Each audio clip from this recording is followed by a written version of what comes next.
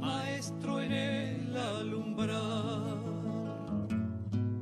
con la pluma o la guitarra, supo entender que no alcanza. Si situamos nuestra mirada en un pasado más lejano desde la época de la colonización, reconocemos que la educación ha respondido a intencionalidades que reflejaban el pensamiento de la clase dominante de su época. Los españoles en el período colonial emplearon la evangelización como modelo educativo. Las escuelas estaban a cargo del orden de los jesuitas y los franciscanos. Eran escuelas profesionales y respondían a las concepciones de la corona española. En el gobierno patrio de José G. Báez Ortigas se plantearon y defendieron otros intereses. La educación comenzaba a definir su carácter ético y político. Artigas expresaba su preocupación por mejorar la situación moral e intelectual de sus paisanos y así consolidar el ideal revolucionario de la escuela. En 1815 fundó en Purificación la Escuela de la Patria y en Montevideo una escuela de primeras letras.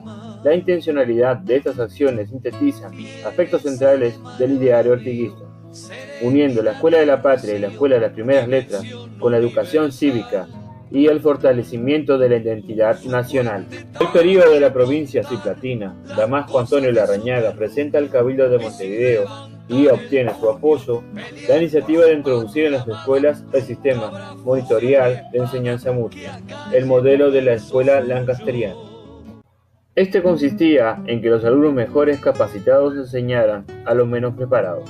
El maestro era el encargado de orientar a los monitores para que enseñaran a sus compañeros en pequeños grupos. Se fortalecía una concepción de la educación moral centrada en la obediencia, el orden y la disciplina.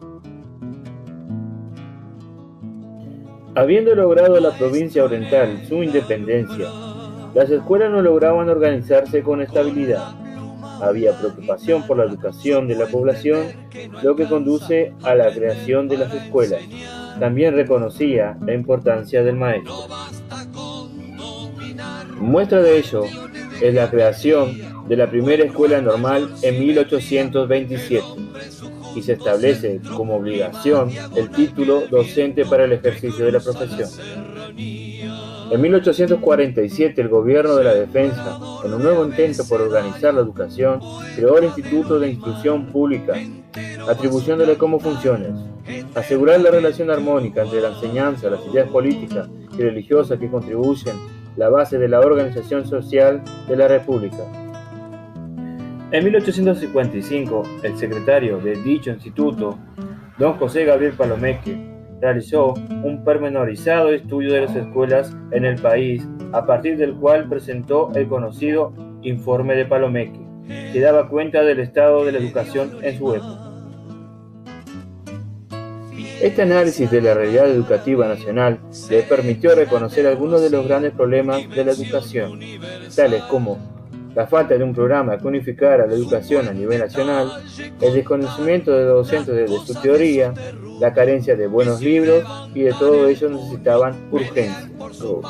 En 1865 se elaboró y aprobó el Reglamento Interno Provisorio de las Escuelas Públicas Gratuitas de la Junta Económica Administrativa de Montevideo, el que luego fue adoptado por otras juntas.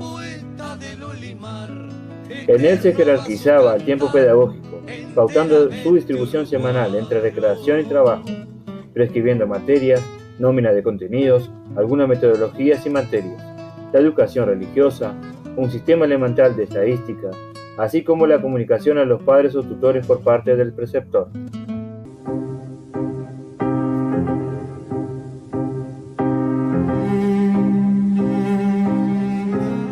Jorge, sabemos mucho de la escuela a partir de Varela. ¿Qué sabemos de la escuela antes de Varela?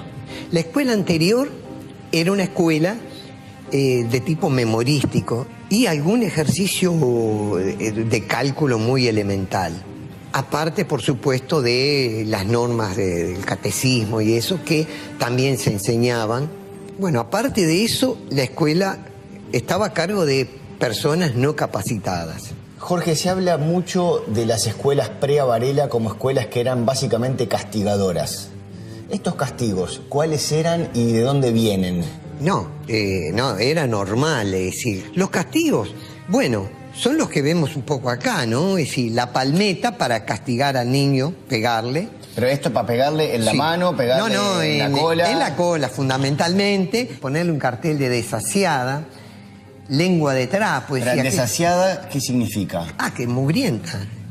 Pero, o sea, esto un maestro a un alumno le decía, colgate ese cartel. Claro, sí. Por ejemplo, si venía con uñas sucias, orejas sucias o sucia en general, así, es desasiada. ¿Este castigo cuál es? Ese arrodillarse en maíces o piedritas o cosas de manera de que... ¿Y este acá cuál es?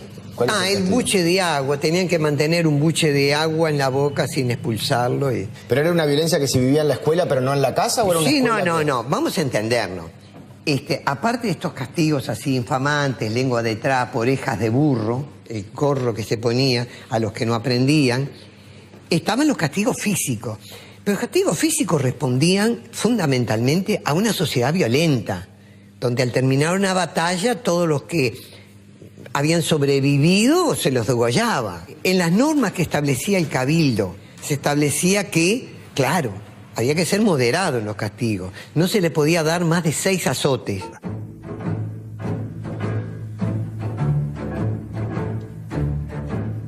Uruguay vivía un contexto de crisis política y económica. Entre 1830 y 1876 hubo 15 presidentes. Todos soportaron levantamientos armados y muchos fueron derrocados. El 10 de marzo de 1876, el coronel Lorenzo Latorre asume el poder de facto. Comienza en Uruguay una dictadura. Latorre nombrará a José Pedro Varela Inspector Nacional de Instrucción Pública.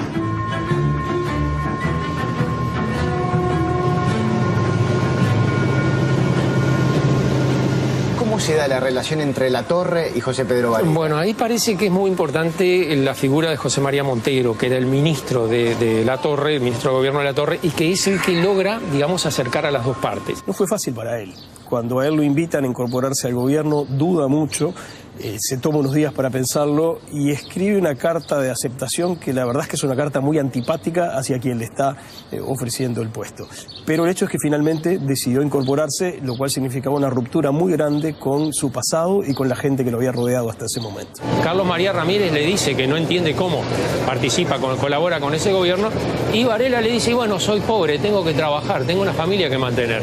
Más difícil es justificar por qué se quedó, porque el gobierno militar se fue volviendo cada vez más duro. Alguna gente que al principio había colaborado con el gobierno militar empezó a apartarse y él, sin embargo, siguió trabajando hasta su muerte. Es decir, pero fueron solo 2 años que él estuvo, ¿no? Bueno, fueron 2 años porque se enfermó y se murió. No sabemos qué hubiera pasado en el caso contrario. La dictadura podía durar tiempo infinito, mientras que si desarrollaba un sistema educativo que funcionara, ese sistema educativo podía crear una realidad política diferente que hiciera, digamos, inviables o por lo menos muy poco posibles esas dictaduras. ¿No se podría pensar que también Varela fue influenciado por Latorre, que capaz que ya, digamos, matizó sus principios principistas? Si yo hubiera sido un contemporáneo de Varela, probablemente me hubiera sentido inclinado a criticarlo. Ahora, visto en la perspectiva histórica, uno piensa, bueno, si uno quiere instaurar un sistema educativo importante, tiene que hacerlo por medio de un gesto autoritario. No, es muy difícil imaginar que de un debate público en aquella época pudiera salir un sistema educativo que funcionara.